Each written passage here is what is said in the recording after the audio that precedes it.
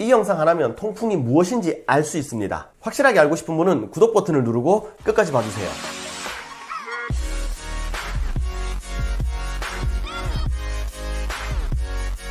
안녕하세요, 지니어스 강입니다. 통풍과 관련된 블로그를 오랫동안 써왔고 많은 분들이 글들을 봐왔기 때문에 통풍에 대한 기본 상식을 건너뛰고 통풍에 대한 이야기를 조금 깊은 이야기부터 했습니다. 그래서 좀 어려워하는 분들이 계실 것 같아서 통풍에 대한 기본적인 기초적인 이야기부터 오늘 해보겠습니다. 통풍을 우리가 가우트라고 많이 알고 있는데 포다그라라고 표현하기도 합니다. 이는 미의 신 비너스와 술의 신 바쿠스 사이에서 낳은 아들로 발을 고문하는 신입니다. 아마도 술을 많이 마시고 물란한 생활을 할 경우 통풍이 발생한다라는 생각에서 만들어진 신인 것 같습니다. 실제 발가락 부위의 통풍을 포다그라라고 표현을 하고 지금의 가우트라고 불리는 통풍은 13세기쯤부터 단어를 사용하기 시작했습니다. 이 가우트라는 개념은 발가락뿐만 아니라 다른 관절 부위에서 나타나는 통풍까지 이제 포함하는 개념의 단어가 되었고요. 포다그라라고 표현한 유명한 책은 기원전 4세기경 히포크라테스의 아포리즘에 나와 있으며 여기 써있기를 사춘기 이전의 남성과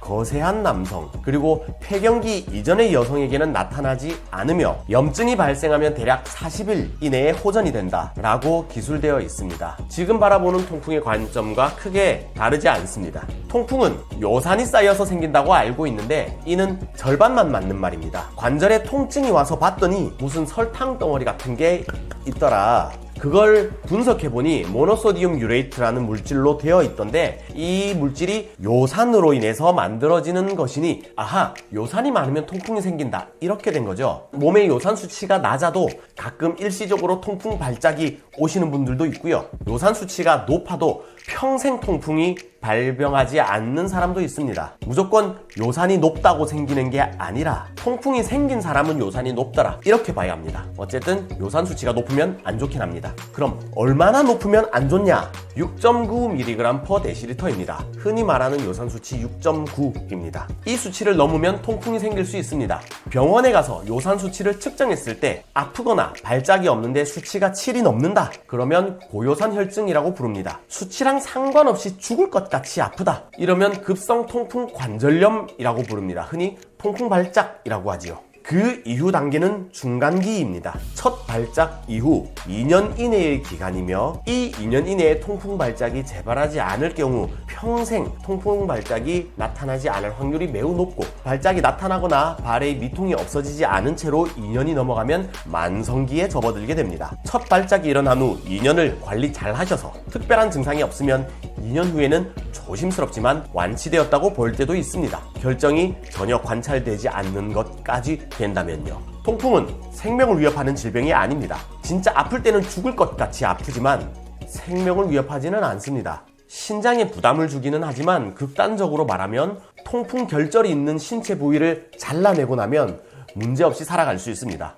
그러니 통풍이 있다고 치더라도 발작도 나타나지 않고 그냥 사는데 별 문제 없으면 사실 큰 상관이 없는 병이라고 볼 수도 있죠. 그래서 고요산 혈증의 경우 본인이 고요산 혈증인지 죽을 때까지 모르고 그냥 사시는 분들도 정말 많습니다. 혹 고요산 혈증 진단을 받고 통풍 걱정을 하시는 분들이라면 요산 수치가 많이 높다면 신장에 부담이 될 수 있으니 약을 복용 꼭 하시고요. 그게 아니라면 너무 걱정은 안 하셔도 될 것 같습니다. 그리고 고요산 혈증에 대한 진단과 처방은 병원을 가시더라도 원장님의 성향에 따라 생활습관 조심하고 지켜봅시다 라고 하시는 분들도 있고 약을 먹어야겠습니다 라고 하시는 분도 있으니 잘 판단해 보시고요. 그리고 무엇보다 제일 중요한 건 진단입니다.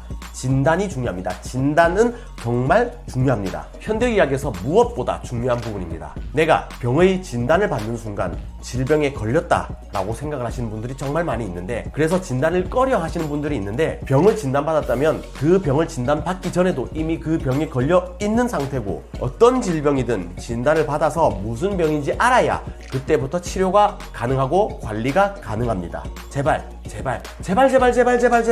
플리즈 제발 병이 있다고 판단되면 꼭 병원에 가서 진단을 받으세요. 숨기고 있다고 해결되지 않습니다. 주변에서 야 그거 통풍이네 라는 소리를 듣고 정작 통풍이 아닌데 혼자서 약을 어디서 구해 먹거나 이상한 음식을 막 드시지 말고 꼭 진단을 먼저 받으세요. 그리고 통풍 결절의 크기가 충분히 커서 초음파로 관찰이 가능하거나 관절액을 뽑아서 현미경으로 실제로 관찰한 게 아니라면 통풍을 그냥 진단하는 방법이 잘 없습니다. 통풍 발작 때 사용하는 코리친 성분의 약이 보통 콜킨이라는 약이죠.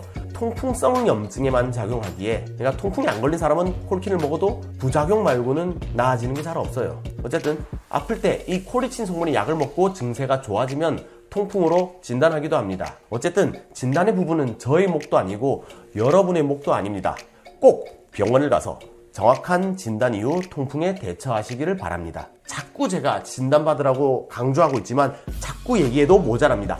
꼭 병원에 가서 진단을 받으세요. 아픈 건 죄가 아닙니다. 여러분은 죄를 지은 게 아니에요. 통풍이 사회적 이미지가 굉장히 나빠서 내가 생활 습관을 관리를 잘 못했다라는 이미지가 있는데 그렇지 않습니다. 유전적일 수도 있고 일시적으로 어떤 상황에 의해서 생긴 걸 수도 있습니다. 여러분은 죄를 지은 게 아니에요. 꼭 진단받으세요. 병원은 류마티스 내과 전문의를 찾아가면 되겠습니다. 통풍과 음식에 관한 이야기는 다른 영상을 만들어 두었으니 꼭 참고하시고요. 다른 영상에 대한 핵심만 잠깐 이야기해보면 음식의 종류를 제한하는 것보다 과식하지 말라가 가장 중요한 이야기입니다. 오늘 이 영상을 보시는 분들은 당장 통풍 때문에 고통받고 있으실 수 있겠네요. 저도 통풍 발작이 처음 왔을 때 여러 가지 정보를 찾아보는 것 말고는 일어날 수가 없어서 할 수 있는 게 없었거든요. 만약 지금 발작이 왔다면 온찜질 하시면 염증이 더 심해져서 더 아파집니다.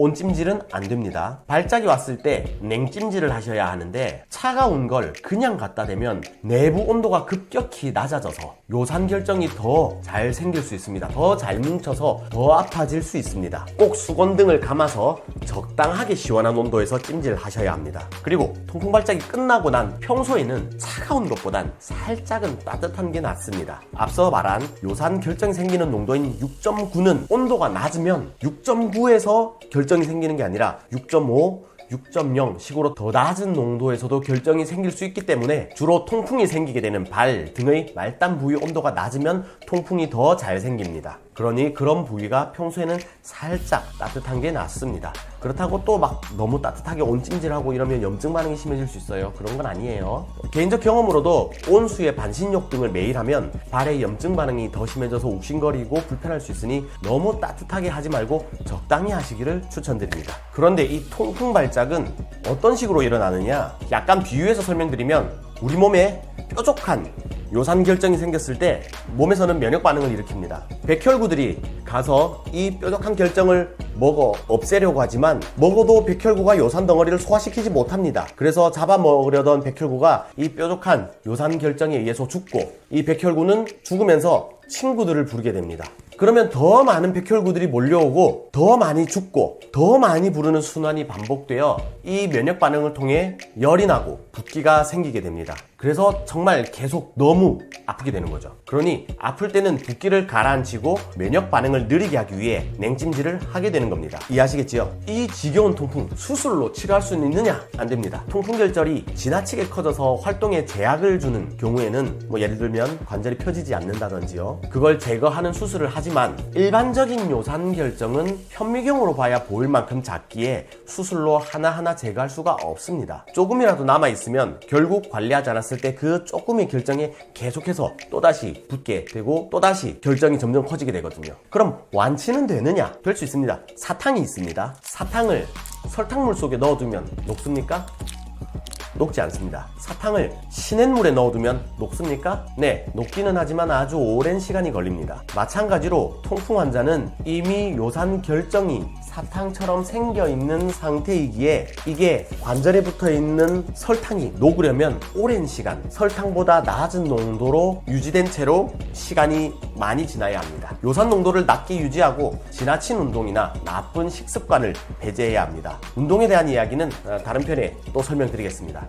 하고 싶은 이야기는 많은데 일단 오늘은 이쯤에서 마무리 지어야 할 것 같습니다. 너무 길어지면 보시는 분들도 힘드니 통풍과 운동, 술, 약, 영양제, 한약 등등등 다른 편에서 더 말씀드리도록 하겠습니다. 오늘 말씀드린 건 통풍에 대한 기본적인 내용입니다. 계속 관리해야 하는 질병인 만큼 본인이 이해한 만큼 더 잘 관리할 수 있습니다. 어려운 부분은 반복해서 보셔서 확실히 이해하고 극복하시기를 추천드립니다. 다들 아프지 마세요. 좋아요와 구독을 통해 저와 친구가 되어주세요. 감사합니다.